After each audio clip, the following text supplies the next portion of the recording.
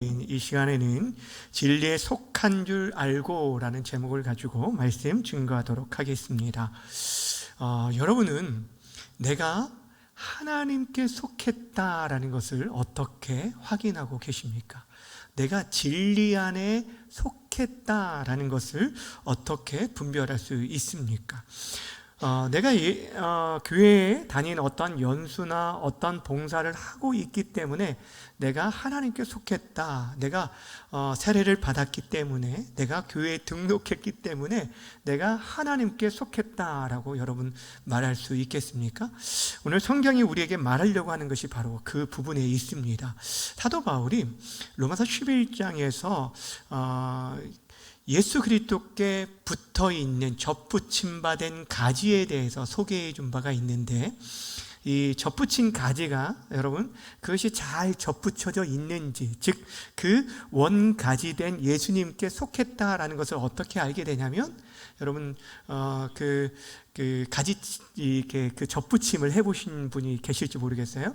근데 농사를 지을 때도 해보시지만 그럴 때 되면 그것이 제대로 붙었다라고 한다면 그 가지에서 뭐가 나야 되냐면 잎이 나고 꽃이 피고 열매가 맺혀야 제대로 붙었구나라는 것을 알게 되어집니다. 무엇을 얘기하려고 하냐면, 우리들이 예수 그리스도께 속했고 진리 안에 진짜 속해 있는 자 하나님께 속했다라고 한다면 그에 합당한 열매가 우리의 삶 속에 맺혀야 한다라는 것을 오늘 사도 요한이 말해주고 있습니다. 사도 요한이 그 가운데 우리 인생이 맺혀야 할 그 열매를 한 단어로 뭐라고 얘기하냐면 바로 사랑이라고 얘기하고 있습니다. 우리가 맺혀야 할 열매가 뭐라고요? 사랑이라고 얘기를 합니다. 이것이 사실 이 요한 1서에 계속적으로 중심 주제처럼 나오고 있는 것을 보게 되어집니다. 그렇다면 이 사랑의 열매를 맺는 자가 진정한 하나님께 속한 자인 것들을 다시 한번 오늘 본문을 통해서 확인하길 원합니다. 오늘 본문 19절 이렇게 시작합니다. 함께 읽습니다. 시작. 이로써 우리가 진리에 속한 줄을 알고 또 우리 마음을 주 앞에서 굳세게 하리니. 자, 오늘 본문에 보면 우리가 진리에 속한 줄을 안다라고 얘기를 하고 있어요. 무엇을 통해 안다라고 하냐면 그 앞에 제일 먼저 무슨 단어가 있어요? 이로써라는 단어입니다. 자, 이로써라는 것은 곧바로 그 앞에 구절을 받는 것이에요. 18절에 뭐라고 말했냐면 우리에게 너희들이 말과 혀로만 사랑할 것이 아니라 행함과 진실함으로 사랑하라 라고 하면서 우리에게 정말 하나님께 속한 자들에게 속한 자의 실제적으로 우리가 확인할 수 있는 유일한 길 중에 하나가 바로 사랑의 실천, 행함 있는 믿음을 우리에게 말씀해 주고 있는 것이에요. 그러니까 여러분, 내가 진짜 지금 진리 가운데 살아가고 있는가? 하나님께 내가 속해 있는 삶을 살고 있는가라는 것을 여러분들이 확인하려면 여러분의 삶 속에서 내가 지금 말과 혀로만 살아가는 자들이 아니라 진짜 행함과 진실함으로 그분의 말씀을 쫓아 살아가고 있는지, 그 삶의 행실이 있는지를 보면 알 수 있다라고 말하는 것입니다. 여러분, 실제로 누군가를 그렇게 돌아보고 돕고 이해하고 품어주고 사랑하고 있다라고 한다면 여러분 누구에게 속해 있냐면 하나님께 속해 있다라는 것입니다. 그리고 그런 사랑의 실천이 있는 자들은 하나님 앞에서 우리가 확신을 갖게 될 것을 얘기하고 있어요. 오늘 19절의 말씀에 뭐라고 말을 하고 있냐면 우리 마음을 주 앞에서 굳세게 하리니 라고 말하고 있는데, 이 말씀은 하나님 앞에서 확신을 가지고 살게 된다라는 얘기예요. 여러분, 여기서 확신이라는 것은 요한 1서에서 말하는 확신은 구원에 대한 확신을 말합니다. 당시 거짓 교사들에 의해서 잘못된 가르침으로 인해서 그들이 내가 지금 진짜 구원의 확신이 있는지에 대해서 흔들리는 가운데 있는 이 성도들에게 지금 말씀해 주고 있는 거예요. 너희들이 정말 사랑의 실천이 너희 삶 속에 나타나고 있다라고 한다면 너희들이 진리 안에 속했을 뿐 아니라 하나님 안에서 확신 있는 삶을 살게 될 것이다. 어떤 확신이요? 구원의 확신 가운데 살게 될 것을 말씀해 주고 있는 것입니다. 왜 이것이 중요하냐면 우리가 진리 안에 속했고요, 또 하나님 앞에서 확신을 가지게 되어지면 우리 안에 스스로 일어나는 여러 가지 비판과 자신에 대한 어떤 정죄나 의심들이 있을 때 그것을 물리칠 수 있는 힘이 여기서 생기기 때문입니다.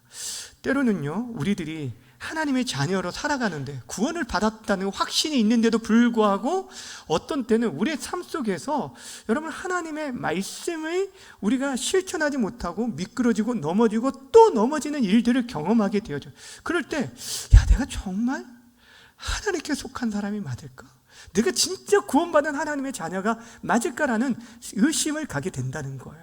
여러분 지금 사도 요한이 어떤 얘기를 했었냐면 예수 안에 거하는 자는 범죄하지 않는다, 하나님께로부터 난 자는 죄를 짓지 않는다라고 얘기했어요. 여기서 죄를 짓는다는 것은 한 번도 죄를 짓지 않는 것을 얘기하지 않고 어떤 습관적인 죄를 말합니다. 그런데도 불구하고 우리들은 어떻습니까? 때로는 우리들이 넘어지고 실패할 때도 있다라는 거예요. 무너질 때가 있다라는 거예요. 그럴 때마다 우리 마음 가운데 흔들림이 있다라는 거예요. 내가 진짜 구원받은 게 맞을까라는 그런 생각이 있지만 그럼에도 불구하고 여러분, 우리가 진짜 말과 혀로만이 아니라 예수님 안에서 행함과 진실함으로 살아가고 있다라고 한다면 여러분들이 구원받은 것이 흔들리지 않을 수 있다라고 오늘 말씀해 주고 있는 것입니다. 근데 이러한 구원의 확신은 결국에 무엇으로부터 시작되냐면 우리를 구원하신 하나님이 얼마나 크신 분임을 알 때 우리가 구원의 확신을 가지게 되어집니다. 그 안에 거하는 자만이 누릴 수 있는 거예요. 그래서 먼저 우리가 기억해야 할 게 뭐냐면 언제나 하나님의 은혜는 우리의 죄보다 더 크다는 거예요. 우리의 죄보다 하나님의 은혜는 항상 넓고 깊고 높다라는 것을 말해주고 있어요. 오늘 20절 말씀이 이거를 얘기하고 있어요. 함께 읽습니다. 시작. 이는 우리 마음이 혹 우리를 책망할 일이 있어도 하나님은 우리 마음보다 크시고 모든 것을 아시기 때문이라. 우리 마음이 혹 우리를 책망할 일이 있다라는 게 앞에서 말하는 것처럼 그렇게 넘어지고 실패할 때라는 거예요. 사실 우리들이 우리의 행함에 있어서 조심해야 할 두 가지가 있어요. 어떤 부류가 있냐면 바리새인처럼 자신의 의를 주장하고 자신의 행위로 인해서 자신의 행위로 자기의 의를 얻으려고 하는 사람, 행위를 통해서 내가 하나님 앞에 나아갈 수 있는 떳떳함이 있다라고 생각하는 사람, 이것도 주의해야 하고, 또 한 가지 주의할 게 뭐냐면 반대로 항상 내가 부족한 행위로 인해서 내가 어떤 생각을 하고 있냐면 죄책감과 의심 속에 사로잡혀 있는 것, 이 두 가지를 늘 경계하고 조심해야 돼요. 그러니까 바리새인처럼 살아가서도 안 되지만 또한 내 죄책감과 의심에 사로잡혀서 그렇게 하나님의 그 큰 은혜와 그 우리에게 베푸신 그 의로우심을 우리들이 받아들이지 못한 것도 어리석은 자라는 거예요. 여러분 생각해 보세요. 만약에 우리들이 행함을 통해서 구원을 확신하려고 한다라고 할 때 오늘 말씀을 기억하세요. 하나님은요 우리 마음보다 크실 뿐 아니라 우리 모든 것을 아신다라고 얘기하고 있어요. 바울이 자신이 율법으로 말하면은 정말 다른 사람들이 볼 때 의롭다 할 만큼 흠이 없는 자라라고 얘기했습니다. 그런데도 불구하고 하나님 앞에 비춰줄 때, 그 거룩하신 하나님 앞에 자신을 비춰줄 때 어떤 모습이 들었냐면은 정말 마치 이사야 선지자가 그 보좌 앞에 그 천사들 그 영광을 맛보았을 때 화로다, 나는 망하게 되었도다, 내가 주를 보았기 때문에 내가 망하게 되었도다 라고 말한 것과 마찬가지예요. 여러분, 베드로가 예수님을 만나게 되었을 때 처음에 여러분 예수님의 그 신적인 능력을 맛보았을 때 깊은 데로 가서 그물을 내리라 했을 때 선생님, 내가 밤새도록 그물을 내렸지만 얻은 것이 없지만 그 선생님 말씀에 의지해서 내리겠습니다 라고 얘기했는데 진짜 내렸더니 엄청난 물고기를 잡게 되었어요. 그때 그 베드로가 뭐라고 얘기한 줄 알아요? 감사합니다 라고 얘기한 게 아니라 오히려 주님, 나를 떠나소서, 나는 죄인입니다 라고 고백해요. 이게 바로 거룩하신 하나님 앞에 섰을 때 나타나는 반응이에요. 왜냐하면 그분은 우리의 모든 것을 아시기 때문에, 우리의 마음의 중심을 아시기 때문에, 그렇기 때문에 우리들이 우리의 의를 내세울 것이 하나도 없다는 거예요. 근데 반대로 여러분, 우리들이 행함이 늘 부족합니다. 또 넘어집니다. 그런데도 불구하고 하나님은 우리가 생각하는 그 마음보다 크신 분이에요. 더 나아가서 우리의 죄보다 하나님이 우리에게 베푸신 은혜는 늘 항상 더 크다는 거예요. 그렇기 때문에 우리의 마음을 아시는 그분이 우리의 마음 가운데 내가 참 부족하지만 그럼에도 불구하고 염치 없지만 하나님의 자녀인 것을 의지하며 나아가는 자를 늘 용납해 주셔요. 그리고 어떤 것으로도 우리를 정죄하지 못하게 만드신다는 거예요. 그리고 그런 확신이 있는 사람들이 어떻게 말하게 되냐면, 여러분 로마서 8장에 말한 것처럼 누가 능히 하나님께서 택하신 자들 고발하리요, 의롭다 하신 이는 하나님이시니 누가 정죄하리요 라고 하면서 담대하게 선포할 수 있는 것입니다. 이처럼 우리들이요, 하나님의 크심을 제대로 알게 되어지면 그 결과가 21절에 이렇게 나타나게 되어집니다. 21절 함께 읽겠습니다. 시작. 사랑하는 자들아, 만일 우리 마음이 것이 없으면 하나님 앞에서 담대함을 얻고. 자 보세요. 만일 우리 마음 가운데 책망할 것이 없으면 이라고 말하는데, 책망할 것이 없다. 우리의 마음에 생각할 때 양심의 거리낌이 없다 라고 할 수도 있는 사람이 얼마나 있겠습니까? 근데 여기서 말하는 것은 내가 정말 하나도 흠이 없다라고 말하는 것이 결코 아니라는 거예요. 예수 그리스도 안에서 하나님께서 우리를 보시는 그 눈으로 우리를 바라보는 것을 말하는 것이에요. 하나님이 보시는 것을 우리가 바로 알고 예수 그리스도를 통해서 우리의 모든 죄를 자백할 때 하나님께서 의로우시사 우리의 모든 죄를 깨끗게 하심으로 말미암아 더 이상 우리를 죄로 여기시지 않는 그 모습을 말하는 거예요. 이것은 무엇을 얘기하냐면, 우리를 의지하는 게 아니라 그리스도의 보혈을 온전히 의지하며 나아가는 삶의 자세를 말하는 거예요. 그래서 하나님 앞에서 담대함을 얻는다라고 얘기하고 있습니다. 그러니까 이 담대함은요, 그냥 우리에게 주어진 것이 아니죠. 우리에게 주어진 게 아니에요. 하나님의 은혜, 우리 주 예수 그리스도를 통해 입은 은혜입니다. 그분 때문에 우리가 하나님 앞에서 담대함을 가지게 되고, 더 나아가 이런 사람에게 나타나는 그 특징이 무엇이냐면, 그 은혜의 보좌 앞으로 나아가서 우리의 삶의 모든 문제들을 알고 구하고 찾고 두드리게 되는 거예요. 이것이 바로 하나님의 자녀가 가지고 있는 특권이라는 것입니다. 너무너무 귀한 거예요. 여러분, 이 모든 것이 우리의 대제사장 되신 예수님께서 이루신 일이십니다.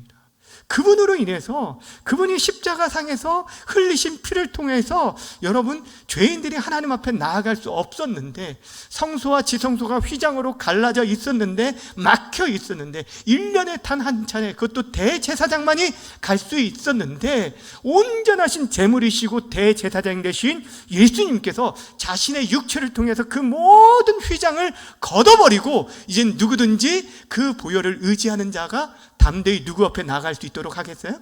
예수님 앞에, 아니 하나님 앞에 나아가게 만드셨다는 거예요. 그래서 이제는 대제사장이나 제사장을 통하여서 간구하는 것이 아니라 우리가 직접 하나님 앞에 간구하게 만드셨다는 거예요. 그러니까 어찌 보면 여러분들이 지금 그 캐톨릭에서 사제를 통해서 그 고해성사를 하는 것들은 예수님의 그 십자가를 통해서 이루신 이 놀라운 특권들을 이해하지 못하는 거예요. 너무 안타까운 거예요. 여기 히브리서 4장 16절에서 이렇게 말씀해 주셨습니다. 함께 읽어볼까요? 시작. 그러므로 우리는 긍휼하심을 받고 때를 따라 돕는 은혜를 얻기 위하여 은혜의 보좌 앞에 담대히 나아갈 것이니라. 여러분 보세요. 긍휼하심을 받고 때를 따라 돕는 은혜를 얻기 위해서 은혜의 보좌 앞으로 담대히 나아갈 것이다 라고 얘기하고, 근데 그 전에 대제사장 되신 예수님으로 말미암아 우리가 이 일들이 이루었다라고 히브리서 기자가 말하고 있는 것입니다. 여러분, 우리가 예수님을 믿고 또 그 은혜로 살아갈 때 하나님 앞에 두려움이 아니라 담대함으로 나아가게 되고 그분 앞에 우리가 아래일 수 있는 거예요. 그 담대함이 기도로 이어지게 되는 거예요. 그러니까 실제 여러분, 누가 기도할 수 있는지 아십니까? 여러분, 구원의 확신이 있는 사람, 죄 용서의 확신이 있는 사람이 진짜 그 은혜 보좌 앞까지 나아가서 간구하게 되어지는 것이에요. 그래서 오늘 사도 요한이 하나님께 담대함으로 간구할 수 있는데, 그런데 그게 어떤 약속을 주셨는지 22절에 이렇게 얘기합니다. 22절 함께 읽습니다. 시작. 무엇이든지 구하는 바를 그에게 받나니 이는 우리가 그의 계명을 지키고 그 앞에서 기뻐하는 일을 행함이라. 아멘. 자, 보세요.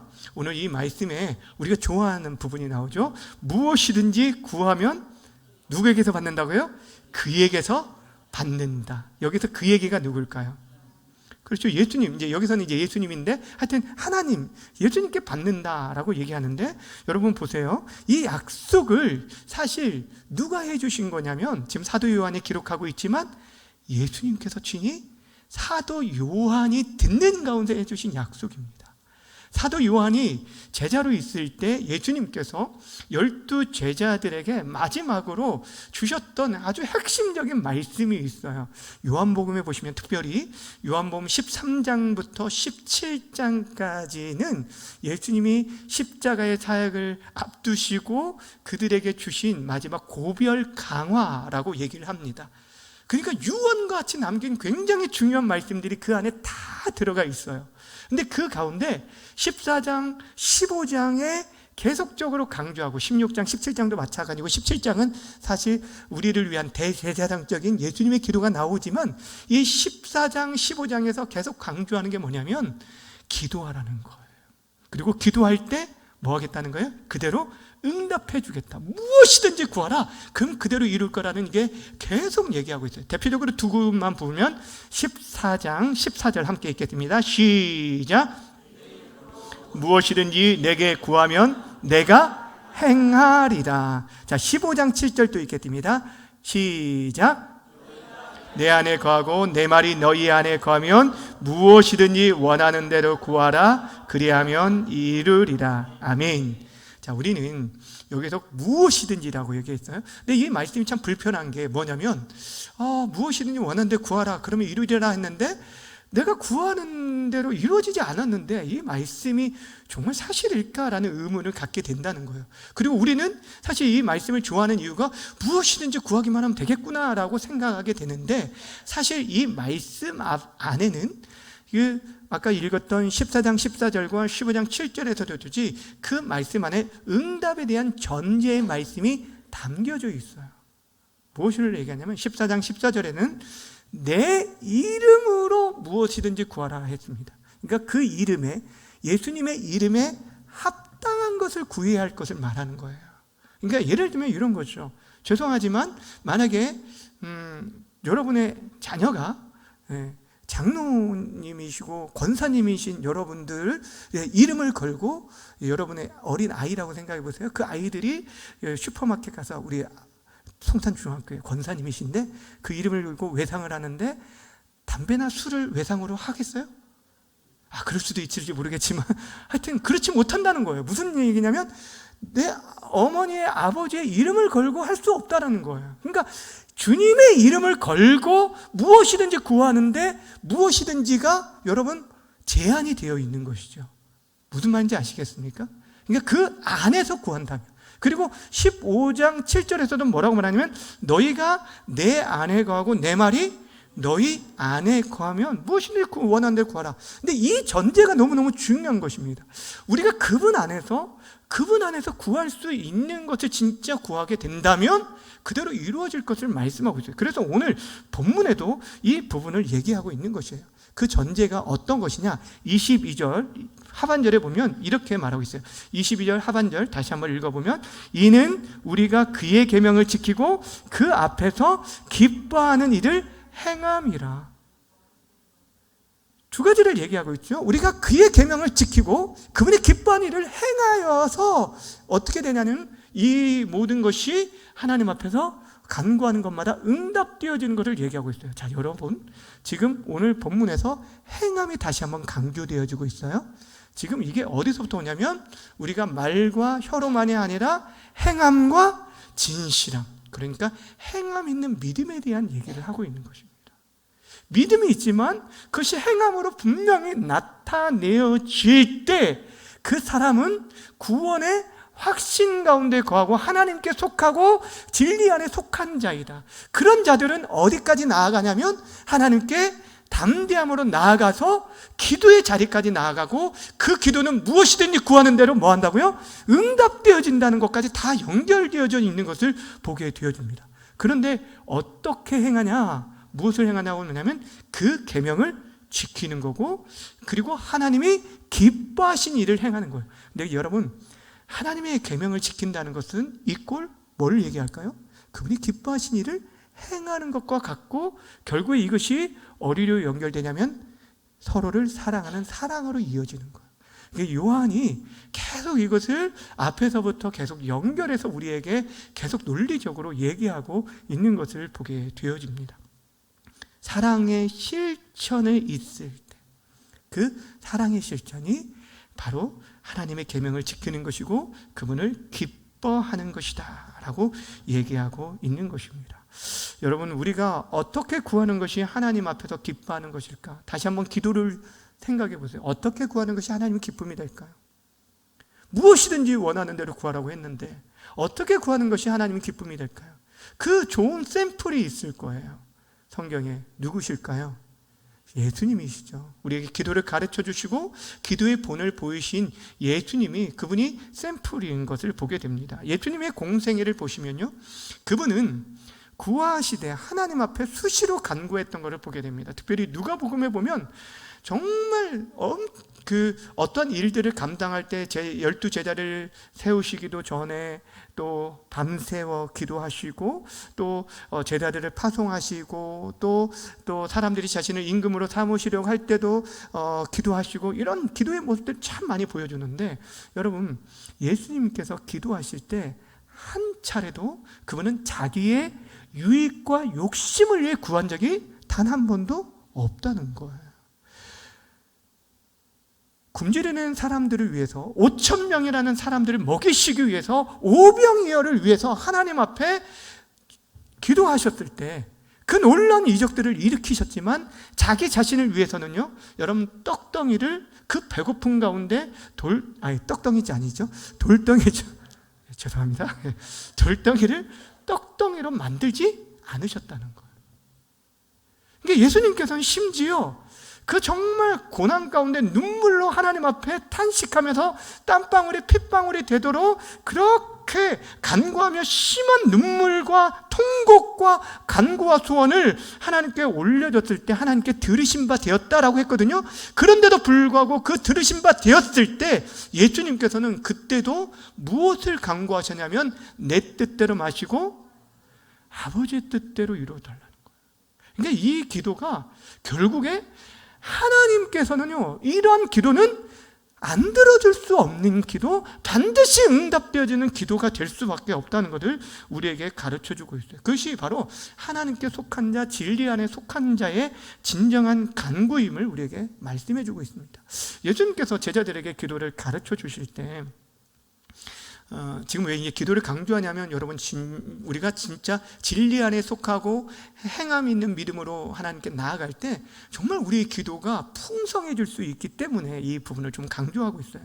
예수님께서 너희들이 무엇을 먹을까 마실까 입을까 염려하지 말라라고 얘기하십니다. 사실 우리의 대부분의 간구가 무엇을 먹을지, 무엇을 입을까 마실까, 이런 의식주의에 대한 부분들이 참 많이 잖아요. 그런데도 불구하고 그 모든 것들은 사실 이방인들이 구하는 것이다. 즉 이방인들이 자신들의 신들에게 늘 구하는 것이다. 그것이 그들에게 있어서는 우리보다 더 열정적으로 기도하는 그 힘이 그거라는 거예요. 그 이유가 단 하나예요. 자신들의 안위를 위해서요. 그런데 너희는 다르다는 거예요. 너희들은 하나님의 나라와 의를 구하라는 거예요. 그것을 구할 때 나머지 모든 것들은 내가 덤으로 너희에게 줄 것이라는 거예요. 왜냐하면 하나님이 너희의 자녀의 아버지이기 때문에 그 자녀를 돌보시는 하나님께서 책임져 주실 것에 대해서 말씀해 주고 있는 것입니다. 하나님 기뻐하신 뜻을 위해서 구할 때요, 여러분, 우리의 간구 모든 것을 받게 될 것을 말합니다. 그러면서 우리가 정말 그러면은 지켜야 할 그 하나님의 계명, 우리들이 하나님의 뜻을 구하고 하나님의 뜻대로 살아가야 하는데 그 하나님의 뜻이 무엇이냐라는 거예요. 하나님의 뜻, 하나님의 계명, 하나님 우리가 진짜 지켜야 할, 이 땅에서 지켜야 할 계명을 다시 한번 요약해 줘요. 두 가지로 요약해 주는데 23절 말씀 함께 읽겠습니다. 시작. 그의 계명은 이것이니 곧 그 아들 예수 그리스도의 이름을 믿고 그가 우리에게 주신 계명대로 서로 사랑할 것이니라. 여러분, 지금 무엇을 얘기하고 있는지 아시겠죠? 지금 요약하자면 하나님의 계명은 두 가지다라는 거죠. 그의 계명은 이것이다. 두 가지다. 첫 번째는 뭐예요? 예수 그리스도, 그분의 이름을 믿는 거예요. 그 이름을 믿는다라는 것은 그분의 존재, 인격, 그분 자체를 믿는다는 것 똑같은 거죠. 예수님을 온전히 믿는 것을 말하는 것입니다. 그분을 믿는 것, 그것이 영생이기 때문이고, 그래야 구원의 확신 가운데 거하는데, 또 한 가지가 무엇이냐면 그분께서 우리에게 명하신 새 계명, 서로 사랑하라는 것. 서로 사랑하는 것. 이것이 사실 성도의 진짜 성도됨의 모습이라는 거예요. 성도의 표지라는 거예요. 우리 이전엔 기독교 하면은 사랑의 종교였어요. 여러 번 말씀드리지만, 그러니까 우리 삶 속에서 이 사랑이 떠나가게 되어지면 우리는 더 이상 그리스도인이라고 불릴 자격이 없는 것이에요. 이게 너무너무 중요한 부분입니다. 우리 안에 진짜 그런 사랑들이 있는지 그것을 말해주고 있는 것입니다. 그 구원의 확신을 가진 자들의 삶이 반드시 나타날 삶이 바로 서로를 향한 사랑임을 강조해주고 있습니다. 그러면서 24절 이렇게 마무리합니다. 24절 함께 읽습니다. 시작.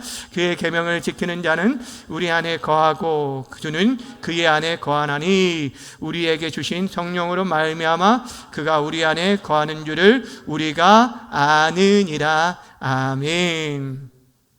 그 계명을 지키는 자는, 두 가지 계명을 얘기했어요. 예수님을 믿고 또한 서로 사랑하는 자. 그런 자들은 누구 안에 거하냐면은 하나님 안에 거하고 또 하나님이 우리 안에 거하게 되어진다라고 얘기하고 있습니다. 그것을 누가 알려주냐면 성령으로 말미암아 그분이 우리 안에 거하신 줄을 알게 된다라고 얘기하고 있어요. 자, 오늘 우리가 지금 말하려고 했던 것이 뭐냐면 우리가 진리 안에 있는지를 어떻게 알 수 있느냐, 이로써 한다. 즉 우리가 행함과 진실함으로 나아갈 때 비로소 우리가 진리 안에 있고 하나님께 속한 것을 알게 되어진다라고 얘기했어요. 근데 우리 안에 진짜 하나님께 내가 속해 있다는 것, 그것은 결국에 그 계명을 지키며 나아갈 때 보여지는 것이에요. 여러분이 예수님을 온전히 믿는 믿음, 그 믿음으로 기도하는 거 아닙니까? 그 이름으로 기도하는 거잖아요. 그 이름으로 이 악한 세상을 우리가 이길 수 있잖아요. 여러분이 싸워서 이기는 게 아니에요. 우리가 의로워서, 우리가 어떤 행위가 어떤 올바라서 하나님 우리를 이기게 하시는 게 아닙니다. 결국에 이 말씀은 성령을 통하여서 우리가 알게 되어진다라고 하는 것은, 이것을 바꿔 말하면 성령을 통해서만 우리들이 그 계명을 온전히 지킬 수 있는 거예요. 예수를 믿는 믿음이 우리 안에 저절로 생기는 게 아니잖아요. 성령께서 우리 마음을 열어주셔야만 가능합니다. 성령이 아니고서는 예수를 주라 고백할 수 없다라고 말씀하셨고요. 우리는 여전히 우리의 욕심을 쫓아서 나의 필요한 것들을 구할 수밖에 없는데 성령께서 우리에게 하나님의 뜻을 가르쳐 주셔요. 때로는 기도할 때 나는 분명히 A라는 것을 위해서 기도하러 나왔는데 하나님 앞에 기도하며 나아가다 보면 성령께서 우리 마음 가운데 A가 아닐지라도 하나님, 내 삶 속에 하나님이 기뻐하신 이 비를 이룬다면 이 일에 나를 써주십시오라고 기도하게 되더라는 거예요. 그것은 결국에 내가 기도하는 게 아니라 내 안에 있는 말할 수 없는 탄식으로 기도하시는, 기도를 도우시는 누구를 통해서요? 성령을 통해서 이루어지게 되는 거예요. 왜 우리가 육신의 소욕을 쫓아 살지 아니하고 성령을 쫓아 살아가야 하냐면, 그럴 때 진짜 우리가 예수께 속하고 하나님께 속하고 진리 안에 속한지를 알게 되어지기 때문입니다. 주의 사랑하는 여러분, 오늘 우리가 하나님께 속한 자인 것은 우리의 삶 속에 분명하게 행함과 진실함으로 사랑의 열매가 나타나야 한다. 열매를 맺혀줘야 한다라고 말했고요. 그 열매가 있는 자에게 구원의 확신이 있고, 그 구원의 확신이 있는 자가 담대하게 하나님께 나아가 간구하게 되고, 그 간구할 때 하나님께서 주시는, 우리에게 주신다. 그 간구하는 대로 응답한다. 그러게 우리의 삶에요, 정말 우리가 정말 진리 안에 거하고 예수 안에 거할 때 풍성한 열매가 우리 안에 맺혀지게 되는 거예요. 그러면 계속해서 그 성령의 뜻을 쫓아 살아가게 되어지는 거예요. 눈에 보이는 그런 세상적인 것이 당장 우리의 뭔가를 채워줄 것 같지만 아닙니다. 예수 그리스도 외에는 우리의 심령과 우리의 삶을 온전히 채워줄 것은 세상에 아무것도 없어요. 정말 없어요. 세상을 여러분 한번 쫓아가 보세요. 진짜 쫓아가라는 얘기는 아니지만 여러분 진짜 쫓아가 보면 그것이 진짜 만족을 주는 게 아니에요. 예수님만이 우리에게 참된 부유함과 우리에게 참된 만족과 기쁨을 주심을 믿으시길 바랍니다. 그분 안에서 구하시길 바랍니다. 그리고 그 마음으로 다시금 또 힘을 얻어서 또 사랑하고 섬기는 거예요. 근데 제일 된 형제의 사랑은 다른 게 아니에요. 아직도 하나님 아버지 안에 거하지 않는 자들에게 우리 주 예수님 참된 길과 진리와 생명 되신 그분을 나눠주는 거예요. 그 일을 위해서 하나님께서 저와 여러분을 보내주셨고 교회를 세워주셨습니다. 저와 여러분이 하루를 살아도 살아가야 할 이유와 목적 중에 하나가 무엇이냐면 바로 예수를 위해 산다라고 하잖아요. 사나 죽으나 예수를 존귀케 하고 영광을 누리는. 근데 그 예수님이 이 땅에 오신 목적이 잃어버린 자를 찾아 구원하기 위해 오셨기 때문에 그 분을 소개하고 그분을 전해주는 것이 우리가 이 땅에서 해줄 수 있는 최고의 사랑이고, 그렇게 살아가는 자가 결국에 영원토록 별과 같이 빛나는 존귀한 하나님의 사람들이 되어줄 것입니다. 바라고 원하기는 우리 사랑하는 성도님들, 이 밤에 또 함께 예배하러 온 우리 모든 성도님들, 우리의 삶 속에 정말 행함님 믿음을 통해서 우리가 참된 하나님께 속한 자, 진리 안에 속한 자임을 깨닫고, 그래서 그분의 계명을 지켜 행하되 예수님을 온전히 믿는 믿음과 그 서로 사랑하라는 계명을 잘 지켜 행함으로 인해서 여러분 삶 속에서도 성령이 맺게 하시는 풍성한 열매들이 넘쳐나게 되기를 주님의 이름으로 간절히 축원합니다.